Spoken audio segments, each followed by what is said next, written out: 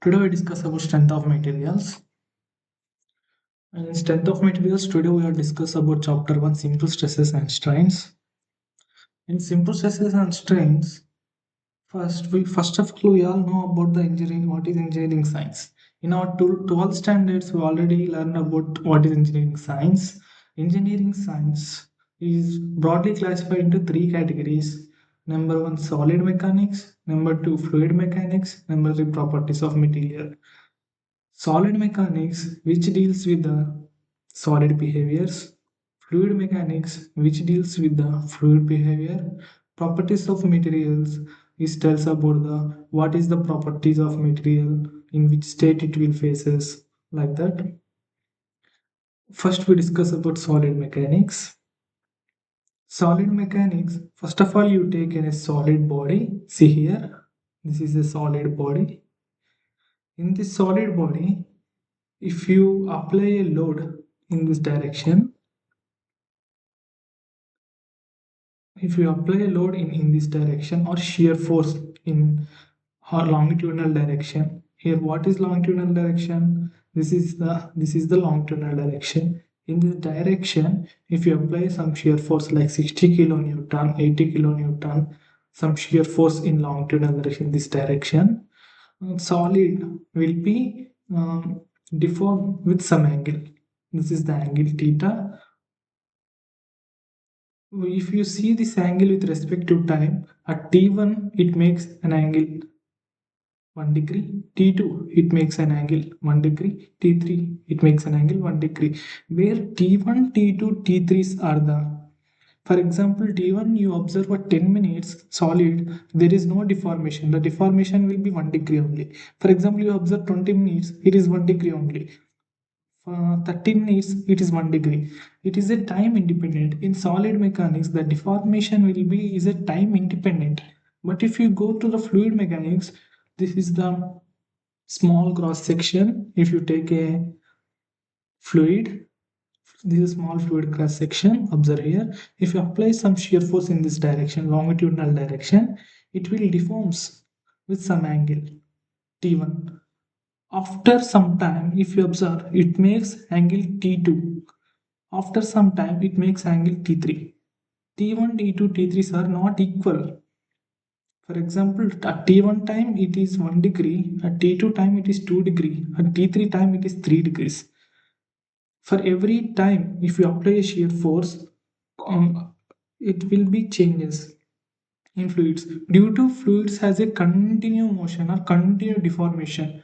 Fluids has a continuous deformation. It continuously moves. That's why in fluid particles is a time dependent deformation you observe.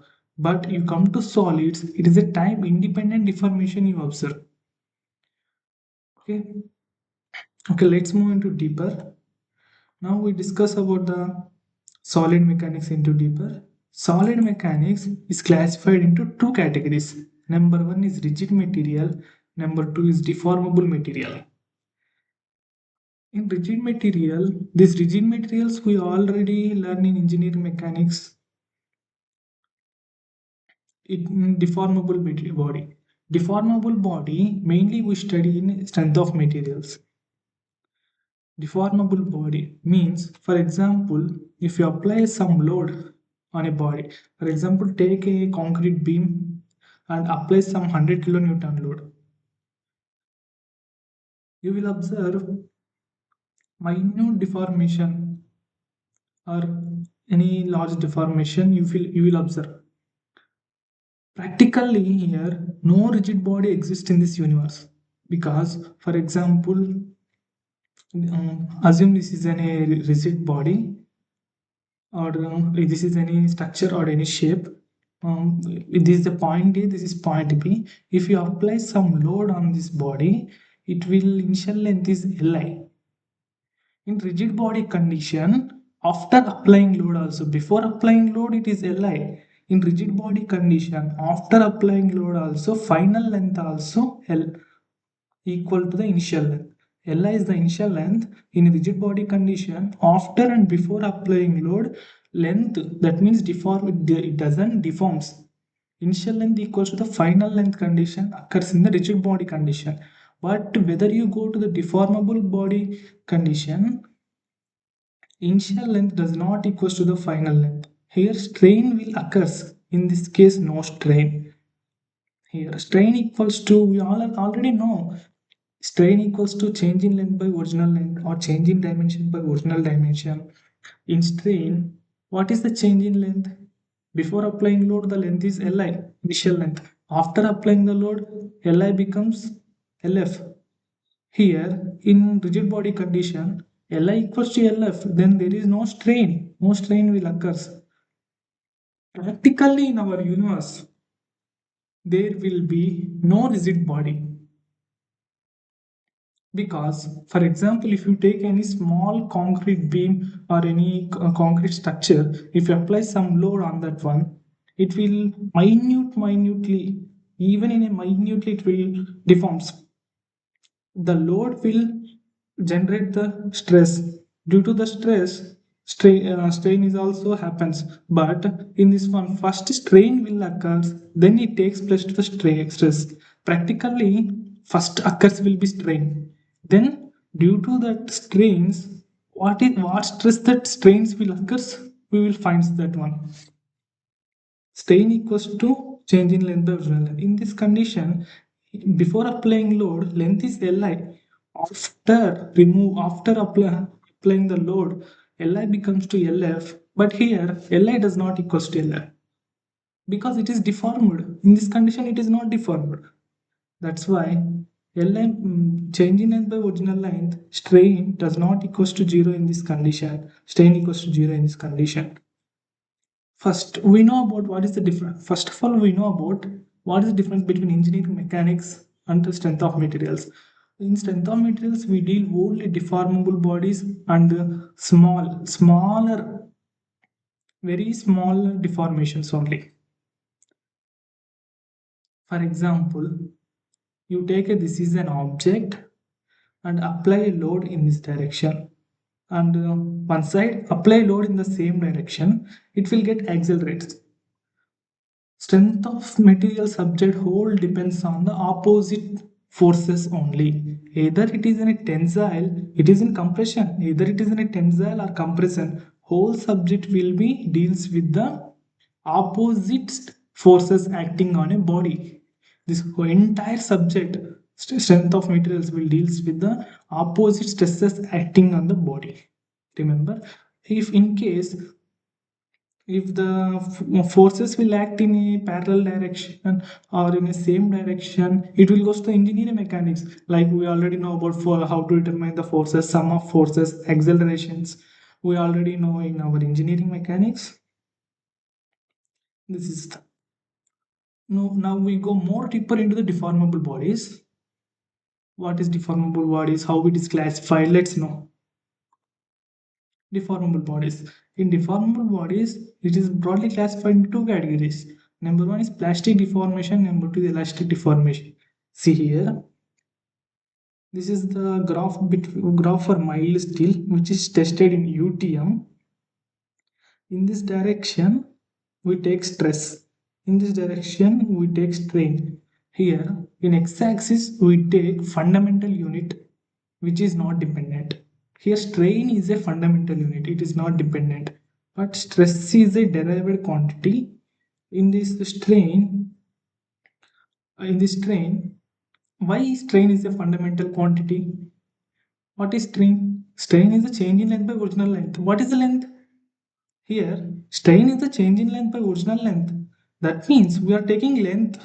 We are taking the ratios of length only. Length is in a fundamental quantity. We all know length meter is a fundamental quantity. It is derived from the stress is derived from the strain. That means, first of all, if you apply a load, you measure the deformation, how much it is deformed. By the deformation, you get the value of a stress. In a beam, the strain will occur first, then stress will takes place. If you observe in this material, it is a mild steel graph. because how I'm telling it is a mild steel. If you observe from this is the it contains points. This is assume this is a point A. There is here point B. Yielding point it's a point C, and here point D, like that. From here to here, from point D to point E, there is no much difference.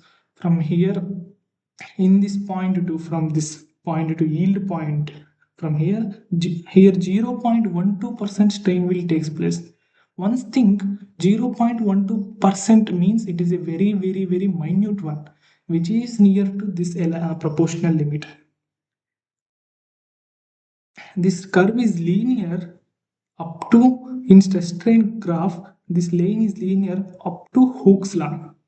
What is Hooke's law? Hooke's law tells stress is proportional to strain. That means if stress is increases, then strain is increases. And where linear deformation will takes place. To this region is the elastic deformation, where the strain will be regains its original position. This portion is the elastic deformation. From this line to not this point, elastic point up to from here to elastic limit, this that is the elastic deformation. Here is a points proportional limit, elastic limit, yield point, and this is the plastic zone, and this is the rupture point. From here elastic limit, one point is there. At elastic limit to origin is the elastic deformation. Note down that point. From elastic limit point to origin is the elastic deformation. From elastic deformation to rupture is the plastic deformation. In case if strain stress exceeds this point and goes into this region, then it cannot get its original shape completely. Up to this point, it gets its original shape. That is the elastic limit says.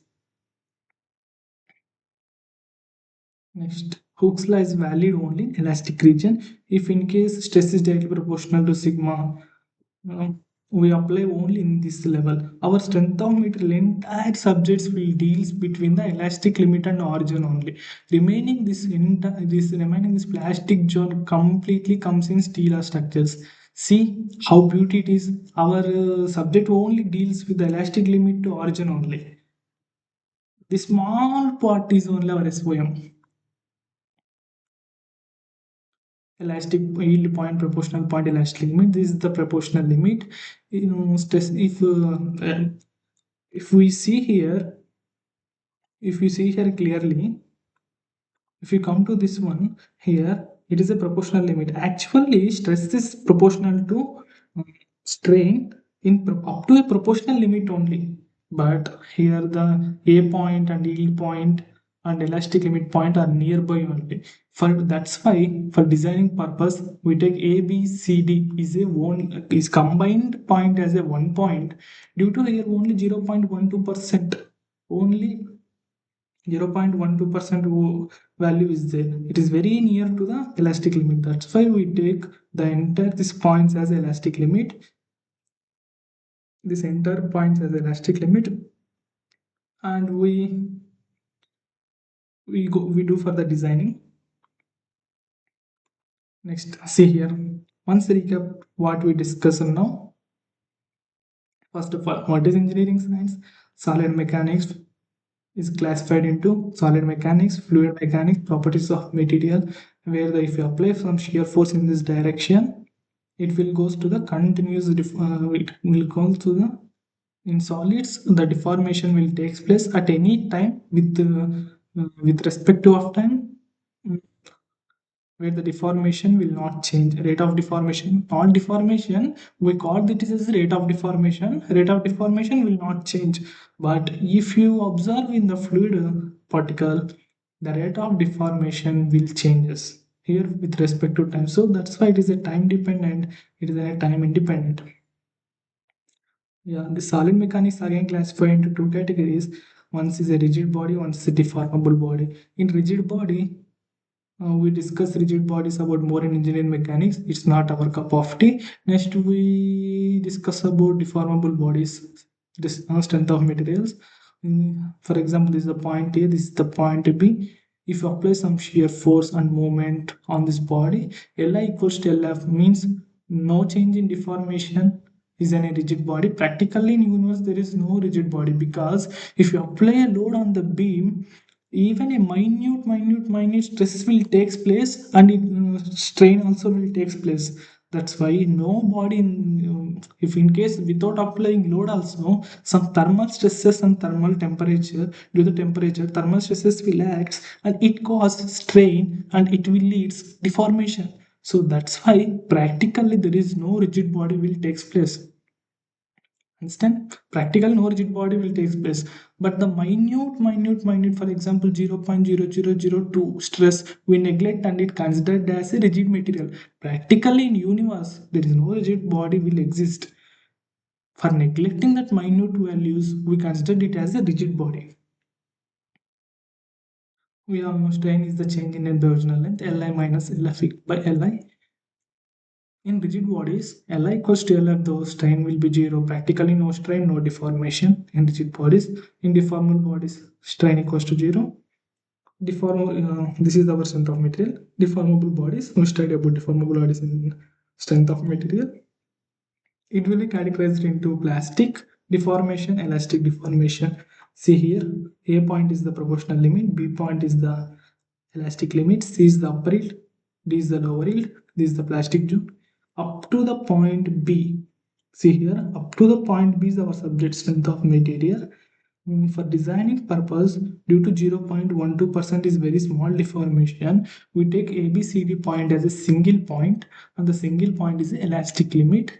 In case if they ask stress is proportional to strain up to which point, we say up to stress is directly proportional to up to proportional limit only. But in case if proportional limit is not given, then we choose for elastic limit. In this one, if you observe means up to elastic limit, this is the elastic deformation, remaining this thing up to rupture is the plastic deformation. In ductile materials, I said that this is the profile of mild steel. How I said that this is the profile of mild steel?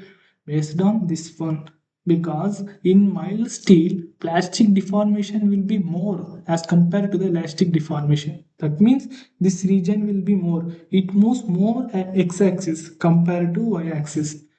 That's why plastic deformation takes place more, elastic deformation will be less in the mild steel, means it rises less but it goes in x-axis very long way. That's why it is a ductile material. Ductile material, if the plastic deformation is more, then it is said to be ductile material.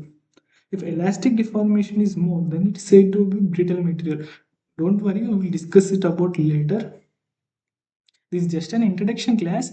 We can go through deeper into what is stress, what is we can go into a very deep manner, because we are discussing about a beta classes. Not only beta, we are going into the more than the beta classes. Whatever the content, we discuss it and we achieve what you want, what we want. For example, if you apply a load, every body will deform. By the deform, strain occurs, then stress takes place. This is the process. First of all, take a concrete beam, apply the load, it will deforms. By the deformation, change in length by original length, apply the formula, you get a strain, then stress will take place. This whole will be done in the UTM mission background. This is the recap, guys. Next, we will discuss about more deeper into the what is stress, strains, and etc. Okay, thank you.